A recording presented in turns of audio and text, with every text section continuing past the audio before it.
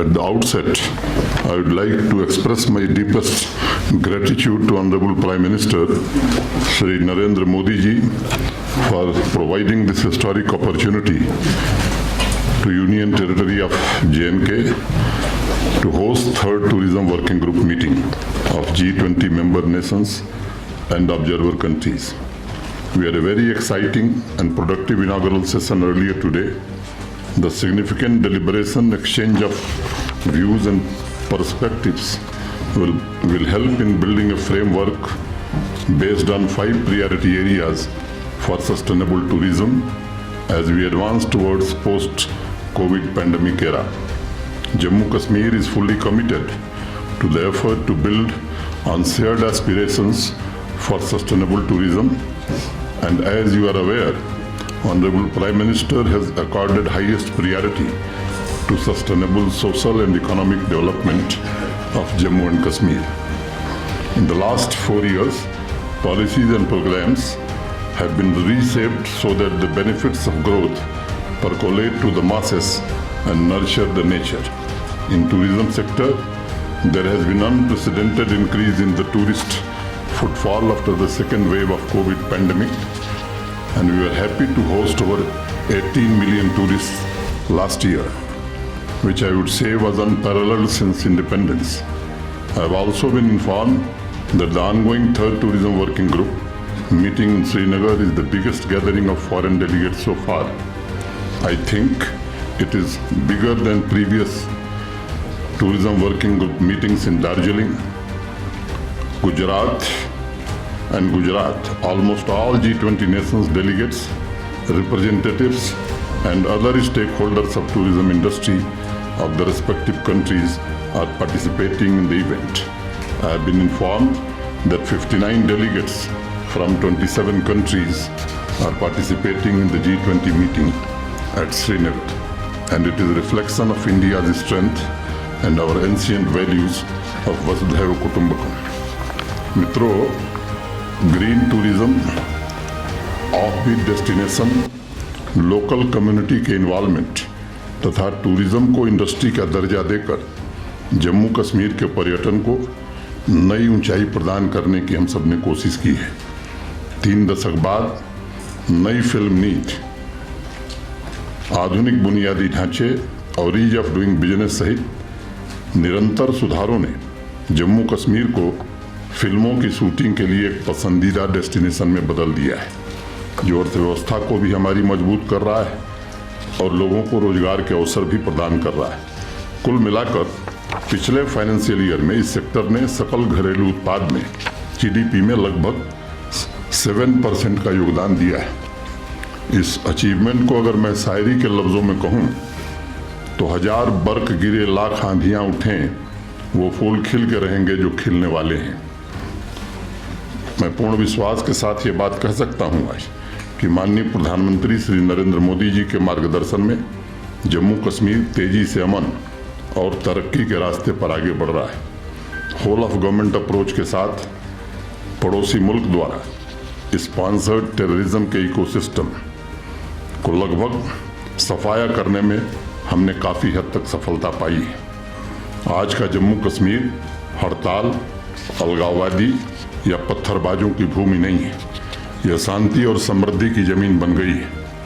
अब पूरे वर्ष स्कूल और कॉलेज खुले रहते हैं। हमारे नौजवान कैरियर पर पूरा ध्यान दे रहे हैं और अपने सपनों और आकांक्षाओं को पूरा करने की हर कोशिश कर रहे हैं। आज का जम्मू कश्मीर भारत के संविधान द्वारा शासित है, जिसने कानून का शासन और आम नागरिकों की सर्वोच्चता स्थापित की है। यहाँ ज़मीनी लोकतंत्र काफ़ी ताकतवर हुआ है। 3 टियर पंचायती राज सिस्टम, त्रिस्तरीय पंचायती प्रणाली ने नीति निर्माण में लोगों की भागीदारी, विकास में स्थिरता और निरंतरता सुनिश्चित की है। और इस जन भागीदारी के महाअभियान में हर नागरिक यहाँ का कह रहा है कि परों को खोल जमाना उड़ान देखता है, परों को खोल जमाना उड़ान देखता है, जमीन पर बैठ के क्या आसमान देखता है। साथियों, जम्मू कश्मीर में स्वतंत्र और जीवंत मीडिया काम कर रहा है और प्रतिदिन यहाँ 400 से अधिक न्यूज़पेपर प्रकाशित हो रहे हैं। डिजिटल क्रांति ने सामाजिक सांस्कृतिक परिवर्तन की एक नई शुरुआत की है, जिसने समाज के हर वर्ग, विशेषकर युवा पीढ़ी को सशक्त बनाया है। 35 वर्ष से कम आयु की 65% से अधिक आबादी के साथ हम जम्मू कश्मीर में युवाओं की एक शक्तिशाली शक्ति का उदय देख रहे हैं, जो इन्वेंशन, इनोवेशन और रिसर्च में योगदान दे रहा है। आपको जानकर हैरानी होगी कि पिछले साल जम्मू कश्मीर में विभिन्न खेल आयोजनों में, स्पोर्ट्स एक्टिविटीज़ में 60 लाख युवाओं ने हिस्सा लिया था। More than 60 lakh youth participated in sports activities. Jammu Kashmir के हर एक जिले में इंडोर स्पोर्ट्स हॉल, बढ़िया स्पोर्ट्स इंफ्रास्ट्रक्चर बनाने में हमें कामयाबी मिली है। गुलमर्ग को अंतर्राष्ट्रीय स्तर का विंटर स्पोर्ट्स डेस्टिनेशन बनाने की हम कोशिश कर रहे हैं। हम अपने डेलीगेट्स को, अतिथियों को गुलमर्ग ले जाना चाहते थे, उन्हें उसकी प्राकृतिक सुंदरता भी दिखाना चाहते थे, लेकिन लॉजिस्टिक्स की समस्या और समय की कमी के कारण इस बार ऐसा नहीं कर सके। इसमें से कुछ लोगों की इच्छा होगी तो उन्हें हम जरूर ले जाएंगे। आगे जब आप आएंगे तो मैं न्योता देता हूं कि आइए, इस बार आपका स्वागत हम गुलमर्ग में करेंगे। साथियों, मैं आपको ज़मीनी स्तर के एम्पावरमेंट के बारे में एक आश्चर्यजनक तथ्य बताना चाहता हूं। जम्मू कश्मीर के सभी 4292 पंचायतों में अवसरों का लाभ उठाने के लिए प्रशासन ने यूथ क्लब स्थापित किए हैं। हमारे नौजवान बच्चे बच्चियों के सपनों तथा भय, भेदभाव और शोषण से मुक्त एक जीवंत समाज में उनकी मदद करने के लिए मिशन यूथ के नाम से एक डेडिकेटेड डिपार्टमेंट ही हमने बनाया है। आदरणीय प्रधानमंत्री जी के मार्गदर्शन में हमने मेगा इंफ्रास्ट्रक्चर परियोजनाओं के इम्प्लीमेंटेशन में काफ़ी तेजी लाई है, चाहे वो हेल्थ का इंफ्रास्ट्रक्चर हो, एग्रीकल्चर, एनर्जी सेक्टर, शहरी या ग्रामीण अवसंरचना के मॉडर्नाइजेशन के व्यापक निर्णय लिए गए और गवर्नेंस में ट्रांसपेरेंसी और अकाउंटेबिलिटी लाकर जम्मू कश्मीर में तरक्की की एक नई पटकथा लिखी जा रही है। साथियों, जम्मू कश्मीर भविष्य के लिए पूरी तरह तैयार है और जम्मू कश्मीर महत्वाकांक्षी भी है। हमारी बहुक्षेत्रीय उपलब्धियां इस नई आकांक्षा को दर्शाती हैं। हम हर दूसरे दिन एक नया स्टार्टअप रजिस्टर कर रहे हैं। पिछले 4 वर्षों में हमने 7.7 लाख नए इंटरप्रेन्योर्स रजिस्टर किए हैं। अगर मोटे तौर पर इसको मैं इस तरह देखता हूं कि प्रतिदिन 527 युवाओं ने, 527 यूथ्स ने अपने व्यक्तिगत सपने पूरा करने और जम्मू कश्मीर के विकास में योगदान देने के लिए अपनी उद्यमशीलता की यात्रा शुरू की है। यही नहीं, हम तेजी से सामाजिक आर्थिक परिवर्तन लाने के लिए इंडस्ट्रियल डेवलपमेंट भी सुनिश्चित कर रहे हैं। देश और विदेश के अलग अलग औद्योगिक घरानों से हमें प्रतिदिन औसतन 7 से 8 एप्लीकेशंस मिल रही हैं जो यहाँ अपनी इंडस्ट्री स्थापित करने के इच्छुक हैं। अगर पिछले वर्ष 2022 की मैं बात करूं तो एवरेज प्रतिदिन एक नई इंडस्ट्री यहाँ ऑपरेशनल हुई है। बहुत कम समय में हम जम्मू कश्मीर में डिजिटल सोसाइटी निर्मित करने की दिशा में आगे बढ़ रहे हैं। ऑनलाइन मोड में 450 से अधिक पब्लिक सर्विसेज आज जम्मू कश्मीर प्रशासन प्रदान कर रहा है। प्रशासन की पूरी वर्किंग डिजिटल टूल्स पर आधारित हो गई। मैं कुछ आंकड़े आपके समक्ष रखना चाहूँगा।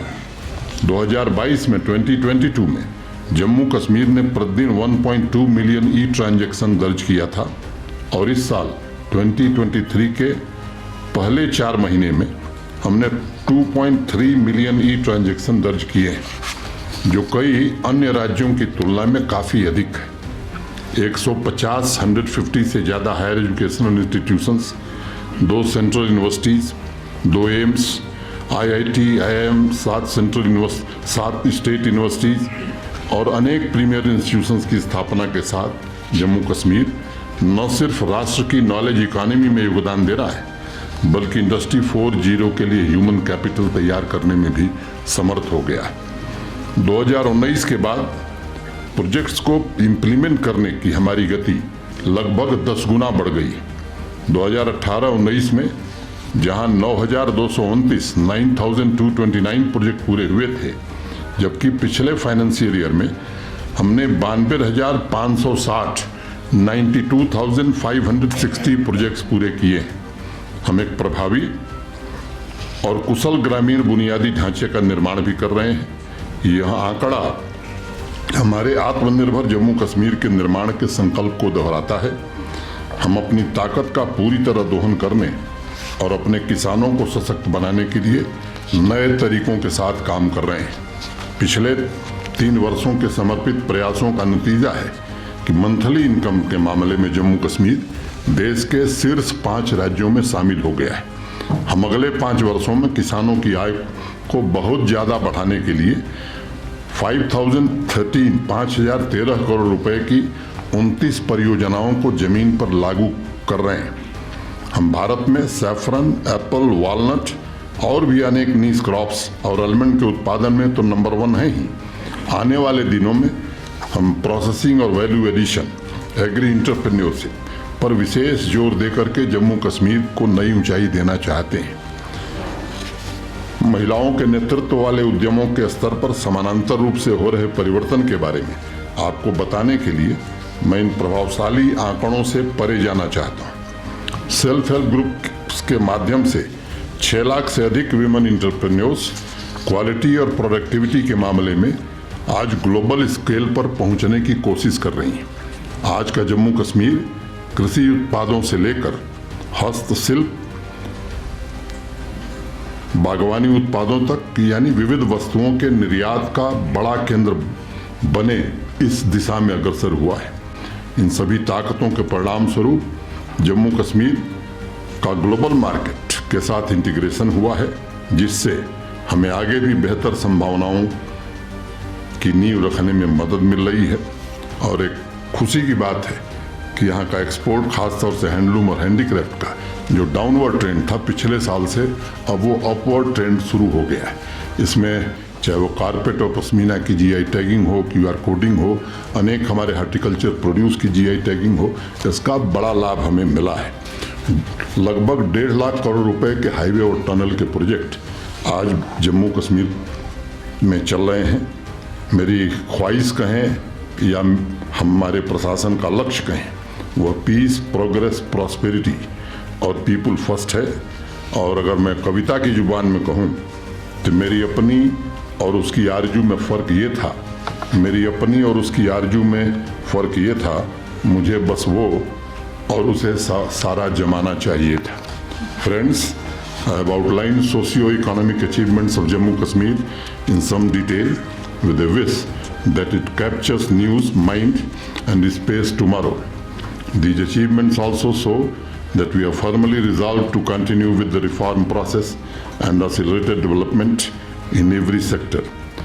Friends, this is just the beginning of the turnaround of Jammu Kashmir, the crown of incredible India. I remember Sri Aurobindo had once said, and I quote, "The sun of India's destiny would rise and fill all India with its light and overflow India and overflow Asia and overflow the world." Once again, I thank you all for giving us this opportunity to host you, and I hope you all will have a memorable stay here in Srinagar. कुछ मैं जानता हूँ कि ये आयोजन बड़ा है।